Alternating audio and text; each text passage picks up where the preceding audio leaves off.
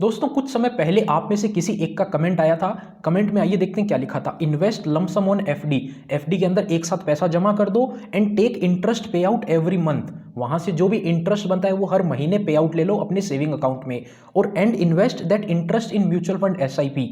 उस इंटरेस्ट की एसआईपी चालू कर दो म्यूचुअल फंड के अंदर। उसी के साथ साथ जो आपने एफडी करवाई है and take loan against that FD. उस एफडी के ऊपर भी लोन लेने की बात कर रहे हैं और उस पैसे को भी एक साथ लमसम में म्यूचुअल फंड में इन्वेस्ट करने की बात कर रहे हैं। और ऐसे करके वो बोल रहे हैं आपको 3 से 4% तक का ज़्यादा रिटर्न हो जाएगा। मैंने उनको पहले तो बोला अगर आपको डायरेक्टली पैसा म्यूचुअल फंड में ही इन्वेस्ट करना है तो आप एफडी करवा के लोन लेके म्यूचुअल फंड में क्यों इन्वेस्ट कर रहे हो। डायरेक्ट सारा का सारा पैसा आप म्यूचुअल फंड में इन्वेस्ट कर दो, आपको बेनिफिट होगा। लेकिन उन्होंने मुझे एग्जाम्पल दिया कि अगर आप म्यूचुअल फंड का रिटर्न 12% मानते हो तो अगर आप 10 लाख रुपए 12% से इन्वेस्ट करोगे म्यूचुअल फंड के अंदर तो 5 सालों में बाद आपको पैसा मिलेगा लगभग 17.5 लाख रुपए। वहीं अगर आप ऐसे एफडी वाला रूल फॉलो करोगे तो आपको 23 लाख रुपए से भी ज़्यादा का फायदा हो जाएगा, यानी कि आपको 6 लाख रुपए एक्स्ट्रा बेनिफिट हो जाएगा 5 सालों के अंदर। तो आइए समझते हैं क्या इनकी कैलकुलेशन सही है, क्या आपको भी ऐसा करना चाहिए, यानी कि पहले पैसे को फिक्स डिपॉजिट करवाओ, वहां से लोन लो, फिर म्यूचुअल फंड के अंदर एसआईपी भी चालू कर दो। आइए समझते हैं। नमस्कार दोस्तों, मेरा नाम है राकेश और आप देख रहे हैं बैंकिंग बाबा यूट्यूब चैनल। तो चलिए आज की इस वीडियो को शुरू करते हैं। तो देखिए स्टार्टिंग में ही डिस्क्लेमर दे देते हैं 2-3 पॉइंट के लिए। फिक्स डिपॉजिट का जो अपन इंटरेस्ट रेट मान रहे हैं वो 8% अज्यूम करेंगे।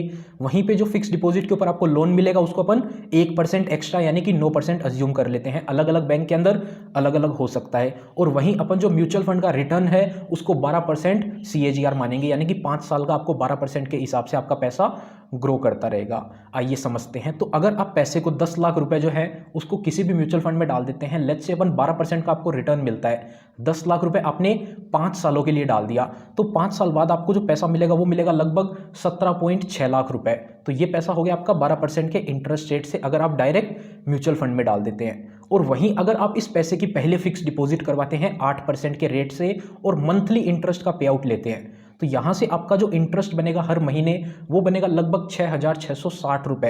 एवरी मंथ इतना पैसा आपके सेविंग अकाउंट में ट्रांसफर किया जाएगा अगर आप फिक्स डिपॉजिट करवाते हैं। और 10 साल बाद में वो पैसा आपका जो है वो 10 लाख रुपए ही रहेगा, हर महीने इंटरेस्ट आपको मिलता जाएगा। तो अपन को क्या करना है, ये 6,660 रुपए जो आ रहा है इसकी SIP स्टार्ट करनी है। इसका भी रिटर्न अपन 12% ही अज्यूम कर लेते हैं। तो उसके बाद में जो आपका 10 लाख रुपए है उधर से आपको बैंक से लोन ले लेना है। तो यहां पर आता है पहला पॉइंट। उन्होंने मेरे को बोला 10 लाख रुपए अपन ने बैंक से लोन ले लिया, तो पहली बात तो ये आती है बैंक आपको 10 लाख रुपए पूरा लोन नहीं देगा। आइए फिर भी उनकी बात पे विश्वास कर लेते हैं। अपन बोलते हैं अपन को 10 लाख रुपए पूरा लोन मिल गया 9% के इंटरेस्ट रेट से।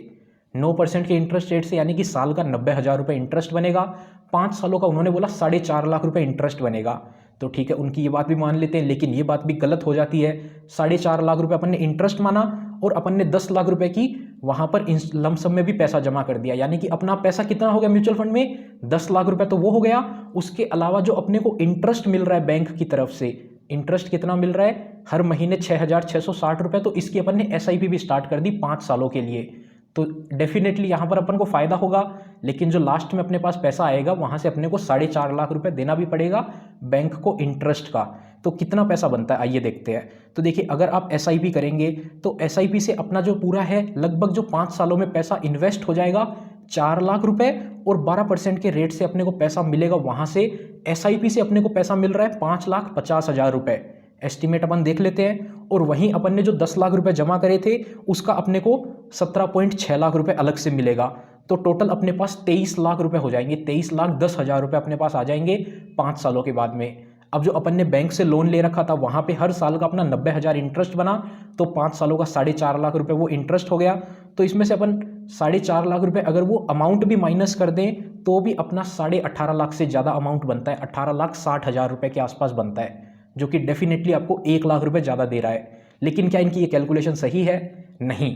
अगर आप बैंक से लोन ले रहे हो अपनी FD के ऊपर, हाँ वो आपको 9% के इंटरेस्ट रेट पे लोन तो मिल जाएगा, लेकिन पहले साल का तो इंटरेस्ट उसका 90,000 होगा, लेकिन दूसरे साल का जो इंटरेस्ट होगा वो 90,000 नहीं होगा, वो कंपाउंडिंग रेट से कैलकुलेट किया जाएगा। और ये कैलकुलेट भी जो होगा वो क्वार्टरली कंपाउंडिंग से होगा। और 100% बैंक आपको लोन भी नहीं देगा ऐसे कंडीशन में। क्यों? क्योंकि अगर आप पूरा पैसा मंथली इंटरेस्ट पे आउट ले रहे हैं तो उस कंडीशन में बैंक आपको मैक्सिमम 60% का ही लोन देता है। और उसी के साथ साथ या फिर अगर आप 80 to 95% जो लोन ले लेंगे तो उसके लिए बैंक जो ड्यूरेशन है वो 1 या 2 साल की ही देता है मैक्सिमम। 5 सालों के लिए आपको लोन नहीं मिलेगा।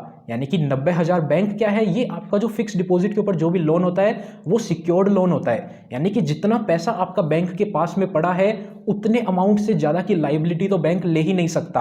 आपका पैसा अगर बैंक के पास में 10 लाख रुपए है तो बैंक किसी भी कंडीशन में आपको 10 लाख रुपए से ज़्यादा का अमाउंट लोन नहीं दे सकता है। यानी कि अगर उसने 9 लाख रुपए दिया है 9% पे बैंक ने आपको लोन, तो अगले साल में आपका अमाउंट कितना हो जाएगा, 9,90,000 रुपए हो जाएगा लगभग। तो अगले साल के बाद में बैंक जो है आपका लोन बंद कर देगा।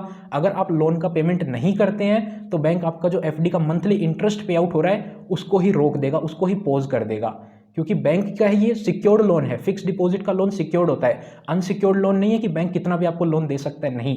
सिक्योर्ड लोन में जितने पैसे की फिक्स डिपॉजिट आपकी बैंक के साथ है उतने की ही लाइबिलिटी बैंक मैक्सिमम लेगा। तो आइए इसकी कैलकुलेशन एक बार देख लेते हैं। तो यहाँ पर भी आपका कंपाउंडिंग कैलकुलेट होगा। पहले साल का आपका अगर 10 लाख रुपए आप लोन लेते हैं 9% से आपका 90,000 रुपए इंटरेस्ट बनता है। दूसरे साल का जो इंटरेस्ट बनेगा वो बनेगा 10,90,000 के ऊपर, और वो हो जाएगा लगभग आपका 98,000।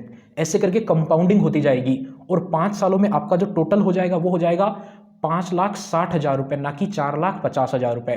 तो यहाँ पे आप देखेंगे 1,10,000 रुपये का आपको एक्स्ट्रा इंटरेस्ट बन जाएगा और 5,60,000 रुपये तक की लाइबिलिटी बैंक आपको नहीं देगा ईजिली, ऐसे कोई भी बैंक। और अब यहाँ पर अपन इस अमाउंट को माइनस करते हैं तो आप देखिए जो अपना वहाँ पर कैलकुलेशन करी थी अपन ने म्यूचुअल फंड और एसआईपी से रिटर्न आया था वो आया था 23,10,000 रुपये। तो वहाँ से अगर आप 5,60,000 माइनस कर देंगे तो आपका नेट अमाउंट बनेगा 17.5 लाख रुपये। अगर आप डायरेक्ट इन्वेस्ट कर रहे थे म्यूचुअल फंड के अंदर तो आपका 17,60,000 बन रहा था, और ऐसे करने के बाद भी आपको 10,000 रुपये का लॉस ही हो रहा है 5 सालों के अंदर। यानी कि लगभग आपको हर साल का 2,000 रुपये लॉस हो रहा है। तो अगर आपको पैसा है जो म्यूचुअल फंड में ही इन्वेस्ट करना है तो ऐसी माथापच्ची करने की जरूरत नहीं है कि पहले एफडी करवाई, वहाँ से आप एसआईपी भी चालू कर रहे हैं, वहाँ से आपने लमसम भी इन्वेस्ट कर दिया, उसके बाद भी आप इतनी माथापच्ची करने के बाद आपको मिलेगा क्या, लॉस में ही जाएंगे आप। अगर आपको म्यूचुअल फंड में ही इन्वेस्ट करना है अपना पैसा तो डायरेक्ट आप लमसम में इन्वेस्ट कर दीजिए। अगर आपको एसआईपी करनी है तो उस पैसे को आप अपने सेविंग अकाउंट में रखें या फिर एफडी में करें, तो आप वहाँ से हर महीने कुछ पैसा डायरेक्ट इन्वेस्ट कर सकते हैं। लोन लेने की जरूरत नहीं है। अगर आप कहीं पे पैसा दे रहे हैं और वहीं से आप लोन ले रहे हैं एक्स्ट्रा इंटरेस्ट रेट पे, तो डेफिनेटली आपको लॉस होना ही होना है। लॉस मतलब कि आपको जो है वो कम इंटरेस्ट मिलेगा ही मिलेगा।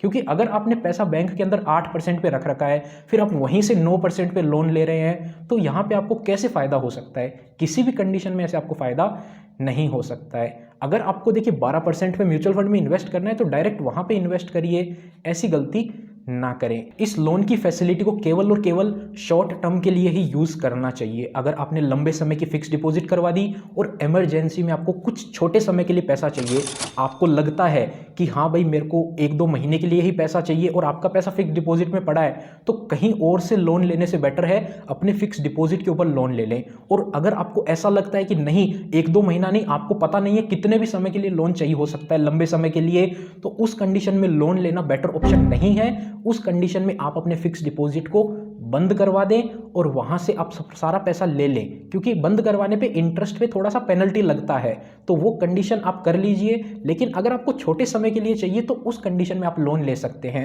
उस टॉपिक के ऊपर हमने एक डिटेल में वीडियो बना रखा है कि फिक्स डिपॉजिट बंद करवानी चाहिए या फिर उसके ऊपर लोन लेना चाहिए। ऊपर आई बटन में आप देख सकते हैं। ये वीडियो काफ़ी पुराना था तो उसी के ऊपर ये कमेंट आया था कि एक व्यक्ति ने बोला था हम अपने फिक्स डिपॉजिट के ऊपर लोन ले लेते हैं, उस लोन की भी एसआईपी कर देते हैं और वहाँ से जो इंटरेस्ट आ रहा है वो भी पैसा जमा कर देते हैं। तो ऐसे करने से आपको फ़ायदा नहीं होने वाला है। उम्मीद करते हैं आपको वीडियो पसंद आई होगी और आपको भी समझ में आ गया होगा। अगर आप भी ऐसी गलती कर रहे थे अभी तक या करने की सोच रहे थे ऐसा कुछ, तो आपको समझ में आ गया होगा ऐसा करना गलत ही होगा।